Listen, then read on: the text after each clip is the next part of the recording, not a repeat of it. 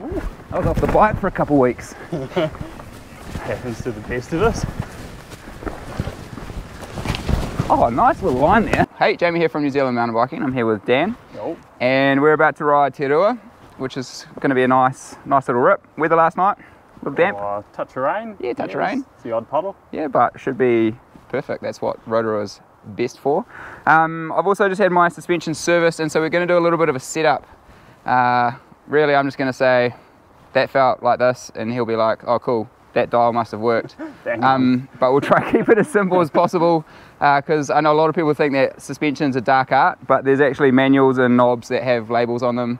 It's just about not being too shy, and from what I understand, keeping track of what you've done. Yeah. So touch, see how it feels, write down how it felt. Yeah. We're gonna ride this track because it's got high speed, it's got tech, it's got steep, it's got a lot of flavour, so should be perfect.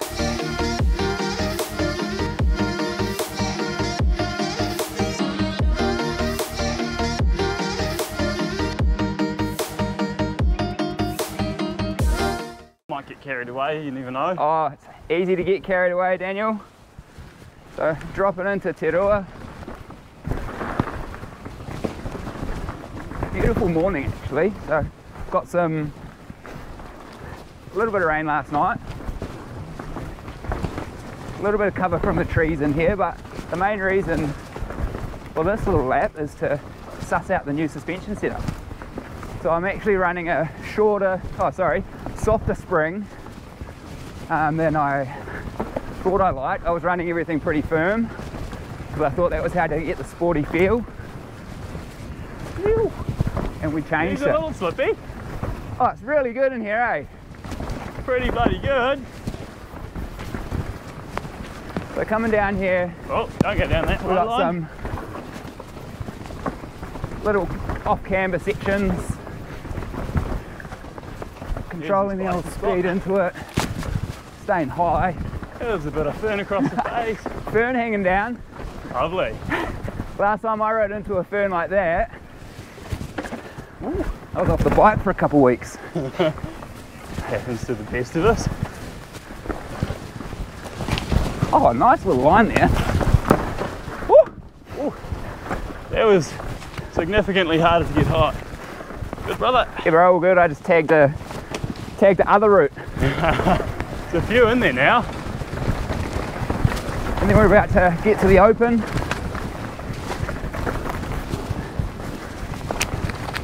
And there's a bit of a breeze out there today. But feeling pretty nice with the buttery smooth. I've got the Fox DHX2 and then 38 at the front. Sorry, mate. Yeah, bro, let's carry on in. So this is where it gets more high speed. Got some ruts, bit of slash. Gets a bit bouncier.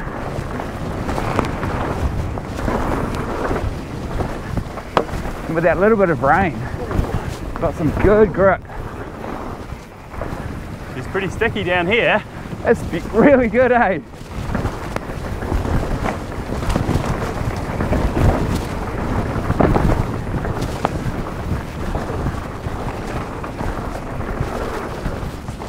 One thing we worked on was getting the real lively feeling. The suspension feels nice and active without it being too stiff.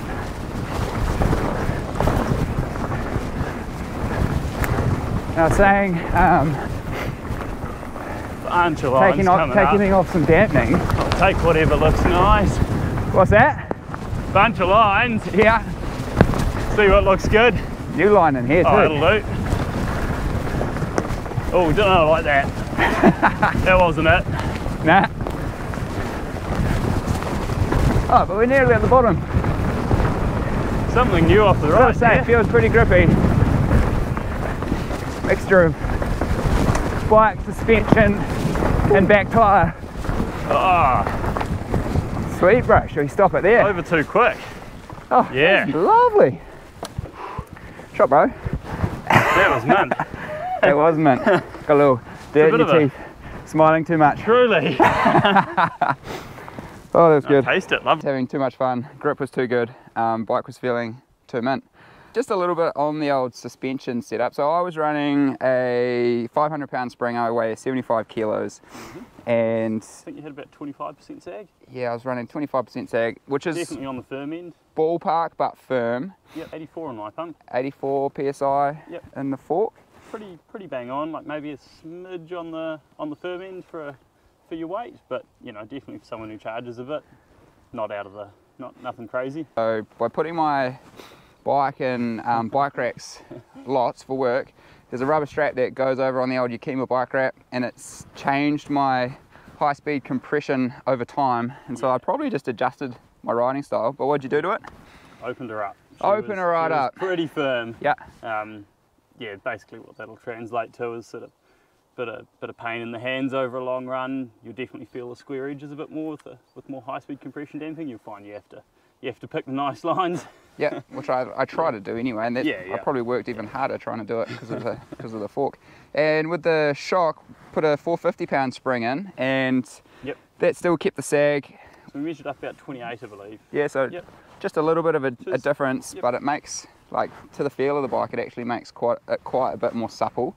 And what I was afraid of was losing the sporty feeling, so the responsiveness. But what else did you do to the dials there?